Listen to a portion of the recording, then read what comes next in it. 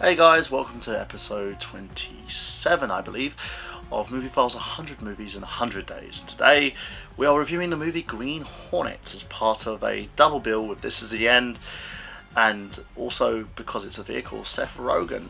It's the first team up between Rogan and Goldberg in terms of writing partnerships, and it was also laid in his hands after being in what a term called movie hell for quite some time.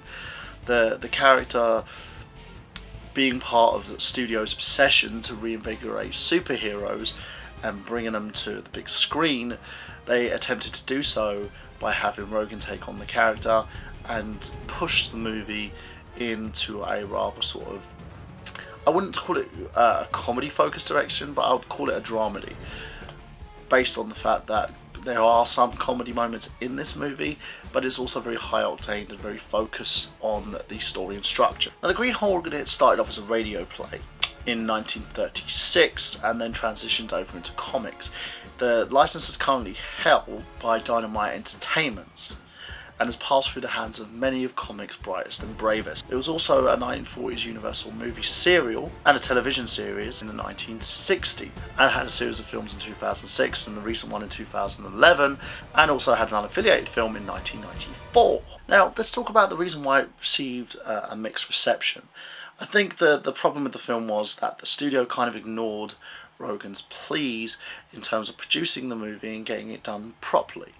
It more focused on big budgets and also trying to adapt the movie into 3D, because at the time 3D was the big thing. It was the thing where everyone adapted all their movies to 3D because that would draw people into cinemas. It was the niche product at the time. The budget was basically inflated to 120 million when it could have been done on a decent sized budget. Look at films like such as This Is the End, that was only done on a 33 million budget. That managed to actually amass more than 100 million so far, whereas the Green Hornet only made 227 million back, which means it only just broke even. So hence the movie was not actually warranted a sequel. And it's a shame, because Seth Rogen was really good in this film. The movie was great. I think it would have transitioned him more into a serious actor in terms of his roles and not just focused him on comedies and stoner movies. But in a sense, I can understand the reason why he was having so much trouble, because the studio machine tends to lay towards producers and the way the production's done. Directors don't really get much control, and the same goes for writers. If someone feels that a movie is basically done in terms of the writing that isn't test well, they'll get it rewritten by somebody else, and your work and your original work that you have. Now, the film stars Seth Rogen as the titular character of Green Hornet, and Chou as Kato. It also stars Cameron Diaz as the love interest, as you all probably know. So let's go into the movie's plot.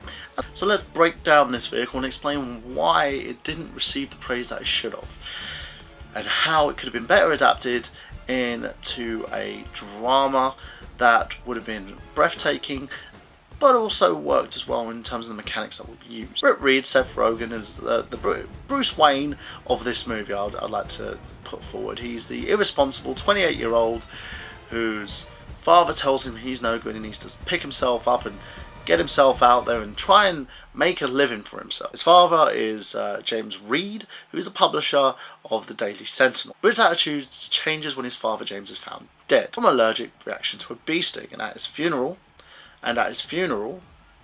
Britt fires all the staff, and also except for the maid, but later rehires Kato, James's mechanic and a skilled martial artist. Britt and Kato get drunk together in agreement that they both hated James. They then visit the graveyard to cut the head off of James' memorial statue. After they succeed, they then rescue a nearby couple who are getting mugged, and when they are mistaken for criminals themselves, they then escape the police in a huge car chase and get back to the mansion. Britt then makes a proposition to Kato that they should basically become criminals themselves, but they're actually crime fighters disguised as criminals in order to infiltrate the criminal underground and destroy it from within. Kato then develops a car which is outfitted with tons of gadgets and weapons. They then call the car Black Beauty, and then Britt looks at a plan to capture Benjamin Chanovsky, who's played by Christopher Waltz, a Russian mobster who's uniting criminal families in Los Angeles. He's also the same person that his father was trying to expose, and it was the person that he believes led to his father's death. To get to Chanovsky's attention, Britt uses the Daily Sentinel as a vehicle to publish stories on an individual known as the Green Hornet, who is believed to be a high-profile criminal. Britt then hires a reporter by the name of Leona Case, who's played by Cameron Diaz, who has a degree in journalism but a minor in criminology.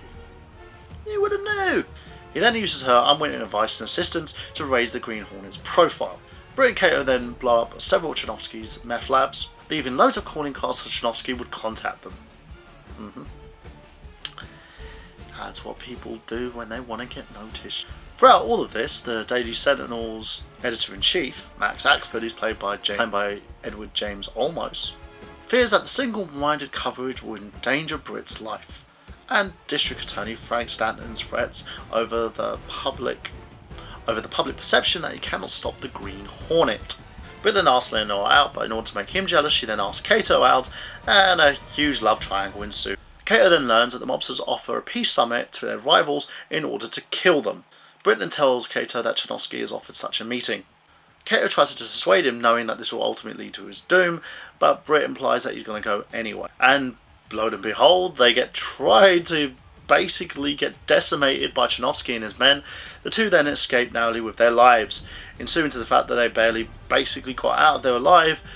Swearing at each other, thinking that this is just going to be the end of things, Kato then decides to go on his own merry way. The Hornet is then given an email and $1 million bribe if he kills Britt, who basically is himself anyway. Britt then discovers that Scanlon is corrupt and that he was the person that killed his father after Scanlon invites him into a restaurant. Kato arrives and instead of killing Britt, he attacks Chinovsky's men, allowing him and Britt, who Chinovsky, out of I have no idea what reasoning, deduces that Britt is actually the real Green Hornet. They then escape and then head to the Orlando Sentinel. They then escape and then head to the Daily Sentinel to upload the recording of Scannion's confession. He then discovers that he did not manage to record it. Chinovsky and his men then engage the duo in a fight, causing the duo to basically defend for themselves. Kato ultimately stabs Chinovsky in the eyes with wood, blinding him as Britt shoots him repeatedly to death. SWAT team then appears and then fires at the Green Hornet and Kato, who use the remains of the Black Booty to run Scallion out of the building, killing him, which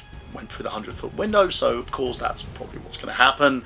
If you go 100 feet to your death with a car on top of you, you know. The Green Hornet and Kato then flee to Lenore's house, who then realises who these two individuals are. And she also realises that she's been the accidental mastermind behind the Green Hornet's plot. Even though she's furious with them, she tends to Britt's wounds and also helps them hide from the police. The next morning, Britt promotes Axford to editor-in-chief so that he can further establish Green Hornet as a threat, allowing Britt to be treated by professionals in the hospital. Later, the two place James's stolen head onto the memorial statue. The two individuals then become anti-heroes and continue their tirade by protecting individuals and helping the law by breaking it at the same time. And that ends the movie. Seth Rogen as Britt Reid, yeah, he's a good character. It's a really, really good character, and as far as I'm concerned in terms of Rogan, it shows his range. He's a really good actor and he's someone that could really have potential in terms of using a superhero role as his vehicle. I just don't feel that this one really was it for him. It seemed like a character that should have been done from television. The writing was solid, the story was good, but it was something that could have been a serial, like a 5-part series, or it could have even led to a television show. Jay Chou as Kato was pretty good in the role as well. His mastery of martial arts to his savviness with mechanic, and also his dialogue was really catered towards him. He didn't say much, but when he did, it mattered, and that's what I think helped with him. When you have a lot of stars from China try to bring themselves over to America and work American roles, they kind of get inundated with dialogue, and once that happens, they turn into Jackie Chan doing loads of crappy comedy films, excluding Russia, and then getting inundated with loads of crap where he doesn't understand what he's saying half the time because his grasp on the English language isn't that great. Cameron Diaz as the unwilling psychic, she really did her job very well. I felt that it's actually one of the best roles that she's acted in for a while, and in terms of her character, it really helped elevate her. But it's a shame that this movie actually got what it did from it. It didn't deserve the direction that it took. It didn't deserve the fact that it got lambasted and received mixed reviews. I think people wanted more of a very dark and very abysmal Dark Knight type franchise in terms of superheroes. Then they wanted stuff like this. Yes, you can say that the Kick-Ass franchise is very comedic as well at the same time, but it is very lowbrow and very dark. Hence the reason why I don't think the Green Hornet worked that well, because it just seemed to be more of a popcorn flick. But again, Rogan has stated that just because the studios wanted it that way, rather on his behest, where he wanted to stick to a story and make sure that he actually portrayed the characters in a proper light. Hence I felt the casting of the other characters in the movie, they worked, but they were very minor roles and they didn't really play their parts that well, apart from the editor-in-chief, of course, who got himself to the point where he was actually promoting this propaganda and how the Green Hornet was. But in a sense, the story was pretty similar to other stories like Superman, for instance, Batman, people who have been promoted and been placed in that whole anti-hero stereotype. So that didn't really allow this movie room to breathe. It seemed pretty much churned out as the same as these other movies that were coming out at the same time. Plus, at the time, you had other movies that were more of a focal point, such as the 2008 film Iron Man and the 2010 hit Iron Man 2, which were done really well because they had a nice mixture of the character and they had a nice mixture of script writing and dynamic between story. I felt that in terms of the way that this movie was produced, there was no clear cut lead in terms of that. Even though Rogan portrayed his parts rather well, the movie itself wouldn't stand toe to toe with other films in the same genre which were done far better, and that I can actually warrant more into studio direction rather than having it as Rogan's fault to begin with. I felt that he ran with it well, but it just didn't meet up with the times. Hence the same thing that happened to the hero Darkman, where other studios were looking at their next Batman. And that's the problem. When you look at stuff like this and you try to portray something like a superhero, sometimes loyalty to text doesn't help you in the long shot. In sense of the Green Hornet, he was never really a comic book hero. He was more like a radio character that became a comic book hero. And it's a shame. It's a shame that there's a limited amount of possibilities that could have been done with this. I felt that the story warranted a sequel that could have been done a heck of a lot better and could have elevated the character a lot more. But in terms of studio development, this is one of those times where studios just screwed the guys that tried to put out something that was rather endearing and something they would actually want it to be a critical success. And in Rogan's own terms, he stated if it was a tax loss that he'd basically put in the States for a rebate so he can recover the cost of the movie, and it wasn't done in 3D, it probably would have warranted a sequel. But I'm glad that it didn't warrant a sequel, hence to the fact that probably would have gone straight to DVD and probably wouldn't have been as great as the original. So there we go. Tell me if you feel I'm wrong, guys. Do you think that the review that I've done today was not as great in regards to what the movie was? Do you feel that I was justified in saying what I was saying? Do you think that in terms of the characters, the portrayals, that the movie deserved a lot better? Just let me know. And just so I can end off this show on a good note, let's give this film a nice little score. Going from a 1 to 5, usually 1 being the worst and 5 being the best, I give this movie a solid 3. It wasn't the best superhero movie out there, but it certainly wasn't the worst. It was pretty good for what it was. And in terms of characters, in terms of story, and in terms of the way that this movie was made, there was no real other way around it. It certainly wasn't made to be the next big budget. It certainly wasn't made to be the next big budget blockbuster picture, but it wasn't as flawed as everybody was making it out to be. So there you go, guys, and that's pretty much it from me from today. And tomorrow I will be reviewing the movie, finally, after the whole crap that was Spring Breakers and all that fiasco, The Internship. So again, if you want me to review a movie this week and you've got any ideas, leave a comment, subscribe or like, and everything else that you can do with the YouTube channel, facebook.com/Nerdgenious, www.nerdgenious.com, and also you can tweet me at Michael Burhan your ideas for other movie reviews and also other things that you'd like to see from this channel. And remember, guys, I've extended the competition for Blaze Brew for 1 more week, so impress me. Like, comment, subscribe, that's all you got to do. And if you are a subscriber, just like and comment, tell me what you think. And if you've got a problem with anything that I have said in these videos, let me know, because I really want to hear feedback from you. And that's pretty much for me, and I'll see you again for another movie file.